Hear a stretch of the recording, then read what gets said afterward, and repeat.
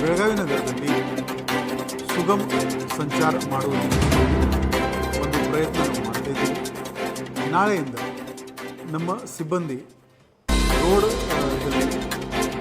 ವಾಹನಗಳನ್ನು ನಿಲ್ಲಿಸ್ಕೊಂಡು ಚೆಕಿಂಗ್ ಮಾಡಿಕೊಂಡು ಫೈನ್ ಹಾಕೋದು 90% ನಾವು ಕಡಿಮೆ ಮಾಡ್ತೀವಿ. ಈ ಸಿಬ್ಬಂದಿಗಳನ್ನು ನಾವು ಸುಗಮ ಸಂಚಾರ ನಿಯಂತ್ರಣದಲ್ಲಿ ನಿರ್ವಹಿಸ್ತೀವಿ.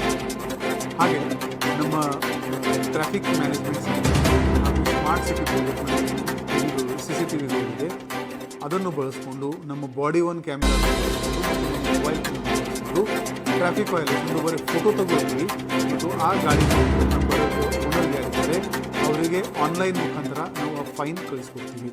ಈ ಥರ ಮಾಡಿದರೆ ನಮಗೆ ಹೆಚ್ಚಿನ ಸಿಬ್ಬಂದಿ ಸಂಚಾರ ಸುವ್ಯವಸ್ಥೆ ನಿಯಂತ್ರಣಕ್ಕೋಸ್ಕರ ನಮ್ಮ ಸಂಚಾರ ವ್ಯವಸ್ಥೆ ಇನ್ನೂ ಇಂಪ್ರೂವ್ ಆಗ್ಬೋದು, ಅದು ನಮಗೆ ಭರವಸೆ ಇದೆ. ಇದರ ಜೊತೆಗೆ ನಮ್ಮ ಸ್ಟೇಟ್ ಹೈವೇ, ನ್ಯಾಷನಲ್ ಹೈವೇ, ನಗರ ಪಾಲಿಕೆ ಹೋದಾಗ ನೋಡ್ಬೋದು, ಅದರಲ್ಲಿ ಎಲ್ಲೆಲ್ಲಿ ಗುಂಡಿ ಇದೆ ಅದರದ್ದು ನಾವು ಒಂದು ಲಿಸ್ಟ್ ಮಾಡ್ತಾ ಇದ್ದೀವಿ ಮತ್ತು ಅದನ್ನು ಸಂಬಂಧಪಟ್ಟ ಅಧಿಕಾರಿಗಳಿಗೆ ಕೊಟ್ಟು ಈ ತಿಂಗಳು ಒಳಗಡೆ ಗುಂಡಿ ಮುಚ್ಚಲಿಕ್ಕೆ ನಾವು ಪ್ರಯತ್ನ ಮಾಡ್ತೀವಿ.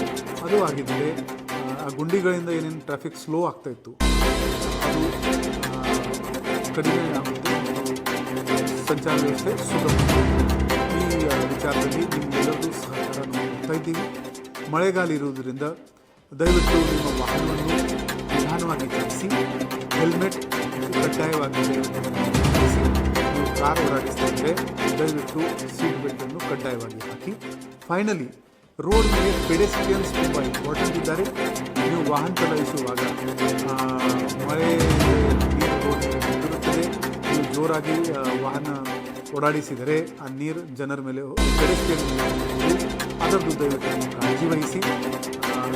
Care for Belagavi, care